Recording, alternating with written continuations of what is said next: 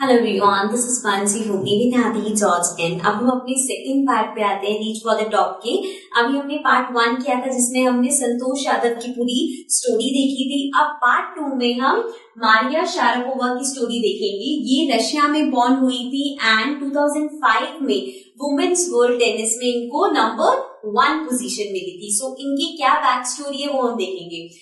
अब ये जो है, इनकी जो पर्सनालिटी है वो काफी काम और एलिगेंट पर्सनालिटी है, और इनको जिन्होंने भी देखा है वो ये मानते हैं कि 4 इयर्स में इन्होंने बहुत सक्सेस हासिल किया। बट एक्चुअल में 4 इयर्स नहीं, इसके पीछे जो 9 इयर्स का सेक्रीफाइस है वो बताते हैं वो। स्टोरी में वो बताती हैं कि जब उन्होंने अपना 10th बर्थडे भी सेलिब्रेट नहीं किया था, उससे पहले ही उनके बैग पैक हो गए थे कि अब वो यूएस जाएंगे। रशिया से अब उनको यूएस भेजा जा रहा था ताकि वो अब टेनिस वगैरह में आगे उसको सीख सके और कर सके। अब वहां पे प्रॉब्लम ये थी कि उनकी मदर को वीजा रिस्ट्रिक्शन की वजह से साथ में अलाउ नहीं कर रहे थे, तो वो सिर्फ अपनी फादर के साथ गई थी। तो वो बताती हैं कि एट टाइम्स वो बहुत लोनली फील करती हैं बिकॉज अपनी मदर को वो बहुत ज्यादा मिस करती थी, और उनके जो फादर है उनको भी बहुत हार्डवर्क करना पड़ा था ताकि वो उसकी फीस वगैरह अफोर्ड कर सके, इसलिए अपने फादर से भी इतना रेगुलरली नहीं मिल पाती थी।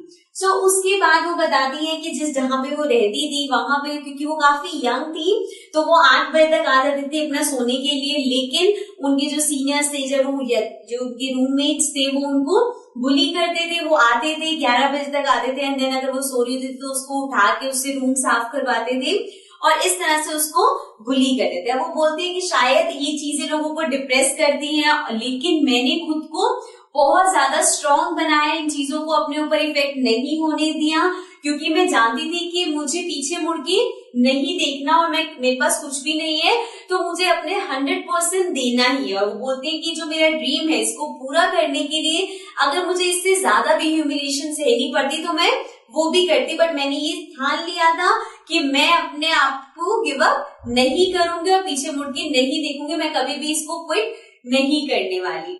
एंड इसी वजह से अब जो टेनिस में जो अच्छा परफॉर्म कर रहे थे और जो उनकी विल पावर इतनी स्ट्रांग थी, इसी वजह से 2004 में उनको विंबलडन क्राउन मिला था, जो कि बहुत बड़ी बात होती है। एंड देन उसकी कमिंग नेक्स्ट ईयर में 2005 में, जैसा हमने पहले बताया था, वुमेन टेनिस की वो फर्स्ट पोजीशन पे आ गई थी। अब वो बताती है उनकी जो जर्नी है फ्रोजन प्लेन्स ऑफ सीरिया से, मतलब रशिया से to the summit of women tennis की समिट तक, वहां की जो पूरी जर्नी है उसमें उन्होंने इतना कुछ फेस किया, इतना कुछ सेक्रीफाइस किया, और जो उनकी स्पेशली फैंस हैं वो उनकी जर्नी से काफी इमोशनल फील करते हैं, काफी इमोशनली अटैच्ड होती हैं। लेकिन वो कहती है कि जब भी मैं पीछे मुड़ के देखती हूँ अपने सेक्रीफाइसेस को या ये सब चीजें याद करती हूँ, तो मैं कभी भी अपने आप को इमोशनल नहीं करती, मुझे बहुत प्राउड होता है। और वो बोलते हैं कि मैं इस चीज को बहुत पॉजिटिवली लेती हूँ कि मैंने जो भी किया वो वर्थ था। So she says all the sacrifices that she has made were worth it. उसके बाद वो बताती है कि वो वैसे तो क्योंकि वो मतलब बॉटअप हुई है यूएस में, उन्होंने अपनी लाइफ में जितने सारे साल हैं वो यूएस में निकाले हैं, और बताते हैं कि यूएस मेरी लाइफ का एक बहुत ही इम्पोर्टेंट पार्ट है, लेकिन स्टिल मेरी जो सिटीजनशिप है वो रशिया की है, and my blood is from Russia of course because उसके पेरेंट्स रशिया के हैं। वो बोलते हैं कि कभी अगर वो ओलंपिक्स वगैरह खेलेगी भी तो वो, अगर रशिया वाले वो उनको कहेंगे तो वो रशिया से खेलना प्रेफर करेगी, बिकॉज एक्चुअल में वो उस कंट्री की है।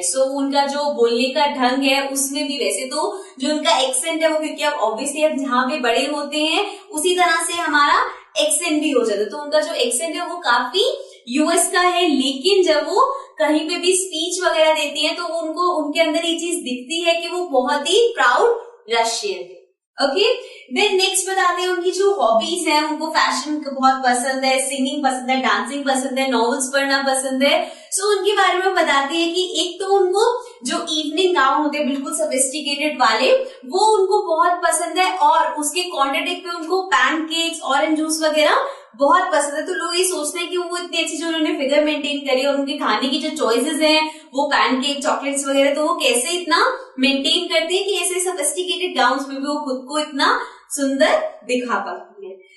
उसके बाद वो बोलते हैं कि she can't be categorize in any category, किसी भी कैटेगरी में आप उनको नहीं डाल सकते, बिकॉज ऐसी 3 चीजें हैं जो बहुत उनके अंदर है, उनका talent, readiness to sacrifice means वो सैक्रिफाइस करने के लिए रेडी रहती है। ऐसा नहीं है, वो ये जानती है कि अगर उन्हें कहीं पे सक्सेस करना है, सक्सीड करना है, तो कुछ शायद उन्हें सैक्रिफाइस करना पड़ेगा, और वो इस चीज के लिए हमेशा रेडी रहती है। And her desire to succeed, तो सक्सेस पाने का जो उनका डिजायर है, ये जो 3 चीजें हैं, ये उनको कीप गोइंग करती रहती है, वो आज तक इतनी स्ट्रांग है।